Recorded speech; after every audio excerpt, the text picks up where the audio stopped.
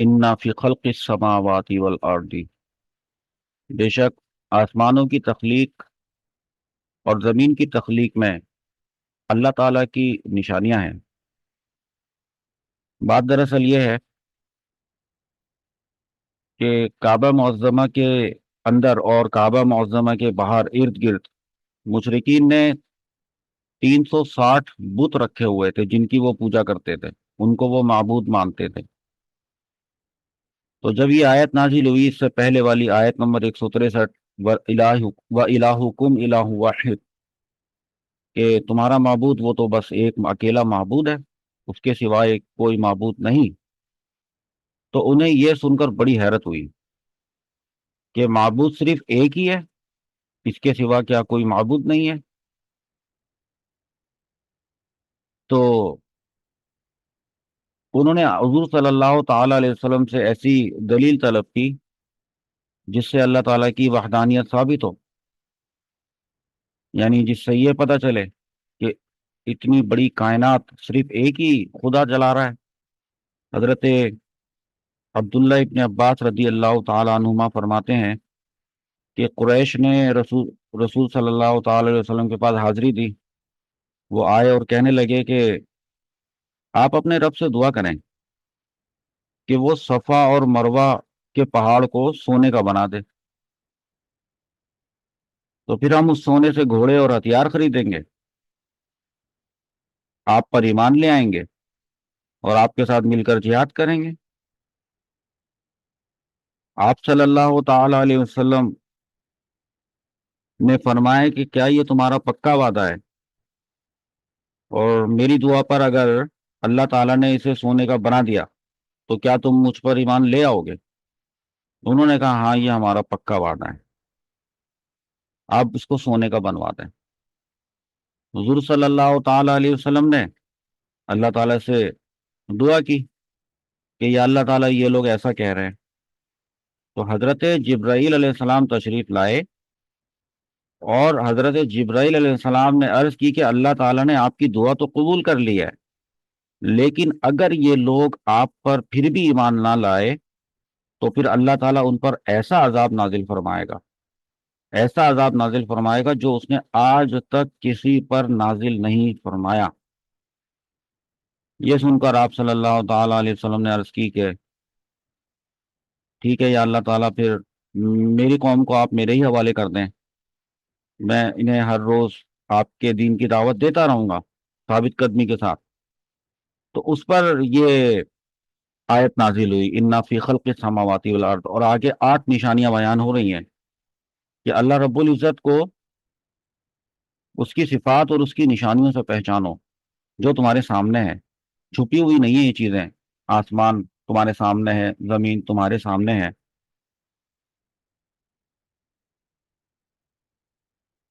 ایک روایت میں یہ بھی الفاظ ہیں کہ وہ صفا اور مروہ پہاڑ کو سونا بنانے والا سوال کرتے ہیں، کیسا عجیب سوال کرتے ہیں، حالانکہ وہ اس سے بڑی بڑی نشانیاں اپنی آنکھوں سے دیکھ چکے ہیں۔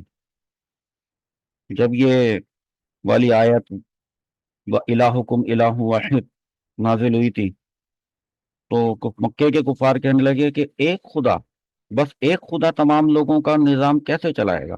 اتنا بڑا سسٹم، ایک خدا۔ اس پر انہوں نے اعتراض کیا تھا تو یہ آیت نازل ہوئی،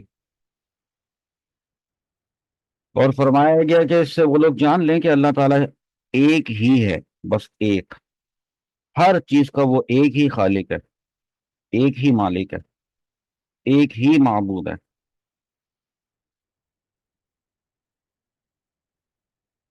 ایک مرتبہ حضرت امام اعظم امام ابو حنیفہ، ان کا ایک دہریہ سے مناظرہ ہوا۔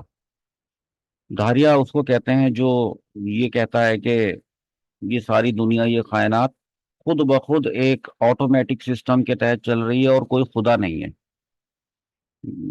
مشرکین مکہ جہاں تھے وہاں پر ایسے لوگ بھی تھے موجود، یہودی بھی تھے، عیسائی بھی تھے، اور خدا کا انکار کرنے والے بھی تھے،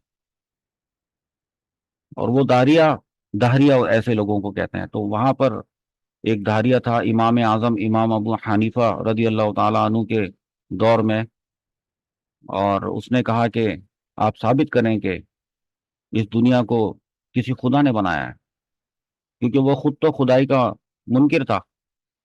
تو ایک مقام طے ہوا کہ اس مقام پر سب لوگ پہنچیں گے اور مناظرہ ہوگا، وہ اپنے دلائل دے گا اور آپ اپنے دلائل دیں گے۔ تو جو وقت مقرر کیا گیا تھا اس پر سب لوگ وہاں جمع ہو گئے، وہ دہریہ بھی آ گیا، مگر امام اعظم امام ابو حنیفہ تشریف نہ لائے۔ کافی انتظار کیا، بہت دیر کے بعد جب امام صاحب پہنچے تو اس دہریے نے پوچھا کہ حضرت کیا وجہ ہوئی، آپ اتنی دیر سے پہنچے، ہم تو واپس جانے لگے تھے۔ تو حالانکہ اس سے پہلے کبھی بھی آپ نے کوئی وعدہ خلافی نہیں کی، یا آپ مجھ سے ڈر رہے تھے اس وجہ سے آپ دیر سے آئے ہیں؟ تو آپ نے، امام اعظم نے بہت تحمل سے اس کی بات سنی اور فرمایا کہ ایسا کچھ بھی نہیں ہے، میں یہاں آنے کے لیے تو بالکل مناسب وقت سے اپنے گھر سے نکلا تھا، مگر راستے میں ایک ایسا واقعہ پیش آ گیا اور میں حیرت زدہ ہو کر وہ سارا واقعہ ماجرا دیکھتا رہا، اس وجہ سے دیر ہوئی ہے۔ تو اس دہریے نے پوچھا اچھا ہمیں بھی بتائیں کیا واقعہ ہو گیا تھا جس سے ہمیں پتہ چلے کہ آپ اتنی دیر سے کیوں آئے ہیں؟ تو امام اعظم امام ابو حنیفہ نے فرمایا ہے کہ جب میں یہاں آنے کے لیے نکل رہا تھا تو راستے میں ایک جنگل اور ایک دریا ہے جس کو مجھے کراس کر کے آنا تھا۔ جب میں اس جنگل سے گزر رہا تھا تو میں نے دیکھا کہ ایک درخت خود بخود کٹ کے گر گیا۔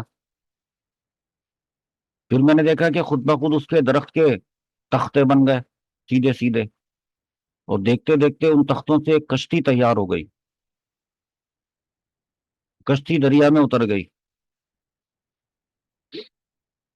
اور بغیر کسی ملاح کے، یعنی بغیر کسی کیپٹن کے، بغیر کسی ڈرائیور کے۔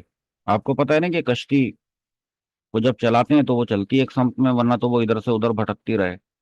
امام اعظم نے فرمایا کہ وہ کشتی بغیر کسی ملاح کے دریا کے ایک کنارے سے مسافروں کو بٹھا کے دوسرے کنارے پہ جاتی، وہاں چھوڑتی، ادھر سے دوسروں کو بٹھاتی، واپس آتی، یہاں چھوڑتی۔ بس میں یہ دیکھ رہا تھا، ماجرا میں دیکھتے دیکھتے اس چکر میں مجھے دیر ہو گئی، اور میں بھی اسی کشتی میں بیٹھ کے آیا ہوں۔ اور دریا دہریہ کے ہنسنے لگا، اور اس کے ساتھ کے جو دہریے تھے وہ ہنسنے لگے اور کہنے لگے کہ حضرت مجھے نہیں پتا تھا کہ مسلمانوں کا امام اتنا بڑا جھوٹا ہو سکتا ہے، بھلا یہ کیسے ممکن ہے، کیسے ہو سکتا ہے یہ جو کچھ بھی آپ نے بتایا؟ خود بخود تو کبھی بھی کوئی درخت نہیں ٹوٹتا، خود بخود تو کوئی کشتی نہیں بنتی، نہ بن سکتی ہے۔ تو امام صاحب نے کہا کہ اگر درخت خود بخود کشتی نہیں بن سکتا تو بتا کہ اتنی بڑی کائنات کس طرح خود بخود بن گئی؟ جب ایک کشتی کسی ملاح کے بغیر سیدھی سیدھی نہیں چل سکتی، تو اتنی بڑی کائنات کا نظام ایک خدا کے بغیر سیدھا سیدھا کیسے چل سکتا ہے؟ اس اس پر وہ دہریہ لاجواب ہوا۔ اور مسلمانوں کو بھی اس میں یہی حکم ہے کہ جب ان کو اللہ رب العزت کو یاد کرنا ہو تو وہ اللہ تعالیٰ کی نشانیوں کو یاد کریں۔ اللہ تعالیٰ نے قرآن پاک میں سورۃ البقرہ کی آیت نمبر 164 میں ارشاد فرمایا ہے ان فی خلق السماوات والارض، بے شک آسمانوں اور زمین کی تخلیق میں اللہ تعالیٰ کی نشانیاں ہیں، ان کی تخلیق کو سمجھو، دیکھو۔ آگے ارشاد فرمایا ہے واختلاف اللیل والنہار، رات اور دن کی تبدیلی میں، رات آتی ہے پھر دن آتا ہے، پھر رات آتی ہے اپنے وقت پہ آتا ہے، والفلک التی تجری فی البحر، اور اس کشتی میں جو دریا میں بہتی ہے، وہ سامان لے کر بیما ینفع الناس، جس سے لوگوں کو فائدہ ہوتا ہے، پہنچتا ہے، وہ سامان لوگوں کو فائدہ پہنچاتا ہے۔ وما انزل اللہ من السماء من ماء، اور وہ پانی جو اللہ تعالیٰ نے آسمان سے اتارا، فأحیا به الارض، تو اس سے زمین کو زندہ کیا۔ جب زمین کچھ اگانے کے قابل نہیں ہوتی، خشک ہو جاتی ہے، تو اس کو مردہ زمین کہتے ہیں۔ اللہ تعالیٰ نے ارشاد فرمایا دیکھو اس پانی کو، فأحیا به الارض بعد موتها، کہ ایسا پانی اتارا اس کے ساتھ مردہ زمین کو زندگی دی۔ وبث فیہا من کل دابۃ، اور اللہ تعالیٰ نے زمین میں پھیلا دیے ہر قسم کے جانور، کل دابۃ، ہر قسم کے جانور۔ ان پر دیکھو، ان پر غور کرو، تمہیں پتہ چل جائے گا خدا ہے کہ نہیں ہے۔ وتصریف الریاح، ہواؤں کا پھرنا دیکھو، ہواؤں کا بدلنا دیکھو۔ والسحاب، سحاب بادلوں کو کہتے ہیں۔ والسحاب المسخر بین السماء، اور آسمانوں کے درمیان مسخر ہونا دیکھو، پابند ہونا دیکھو بادلوں کا۔ والارض، زمین اور آسمان کے درمیان بادل، وہ نہ زمین کو کراس کر کے نکل سکتے ہیں، نہ وہ آسمان کو پھاڑ کر دوسری جانب نکل سکتے ہیں۔ وہ بادل جو آسمان اور زمین کے درمیان حکم کے پابند ہیں۔ یہ ساری باتیں بتا کر اللہ رب العزت نے ارشاد فرمایا لآیات لقوم یعقلون، لآیات، نشانیاں ہیں، لیکن کس کے لیے؟ لقوم یعقلون، صرف عقل رکھنے والوں کے لیے۔ بے وقوفوں کے لیے یہ کوئی نشانیاں کام کی نہیں ہیں، لیکن عقل رکھنے والوں کے لیے وہ اگر اس میں غور کرتے ہیں تو اس میں ان کو نشانیاں نظر آئیں گی۔